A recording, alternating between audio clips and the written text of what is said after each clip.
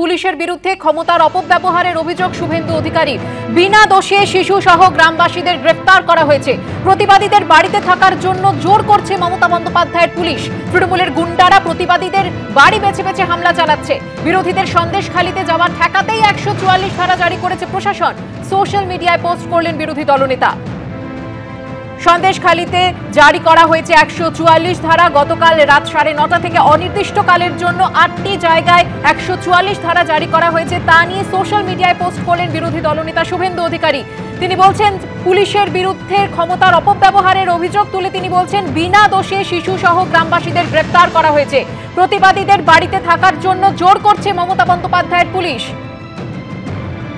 তৃণমূলের গুন্ডারা প্রতিবাদীদের বাড়ি বেছে বেছে হামলা চালাচ্ছে। বিরোধীদের সন্দেশখালিতে যাওয়া ঠেকাতেই 144 ধারা জারি করেছে প্রশাসন। গন্ডগোল থামাতে সন্দেশখালি 2 নম্বর ব্লকের 8টি গ্রাম পঞ্চায়েত এলাকায় 144 ধারা জারি করেছে প্রশাসন। ওই সমস্ত এলাকায় কোনো জমায়েত করলেই গ্রেফতার করবে পুলিশ। ইতিমধ্যেই মাইকে প্রচার করা হচ্ছে পুলিশের তরফে।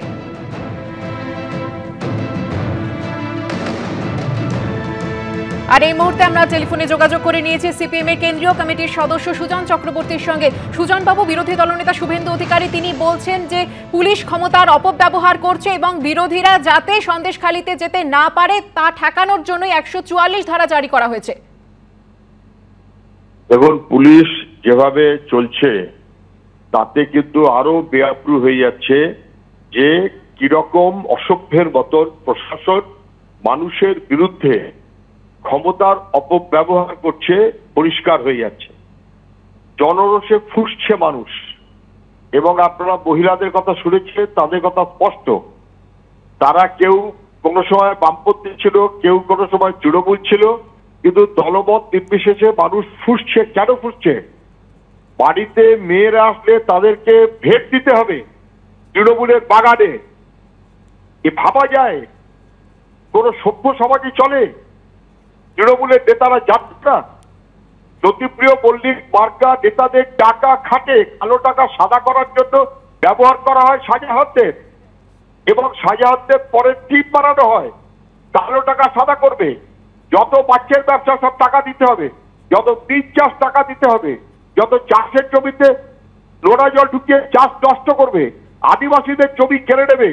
একটা দিন পুলিশ কোনো অ্যাকশন দেয়নি, ব্যবস্থা দেয়নি, উল্টে বেড়েছে। কেন অভিযোগ করেছে? সেই কারণে মানুষেরা মার খেয়েছে।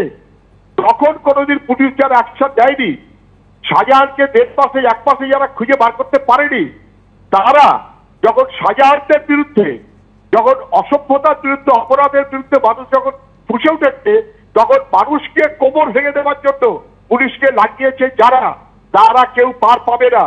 তৃণমূলের নেতারা তারা খেয়েছে, পুলিশ তারা খাবে। অপেক্ষায় থাকুন।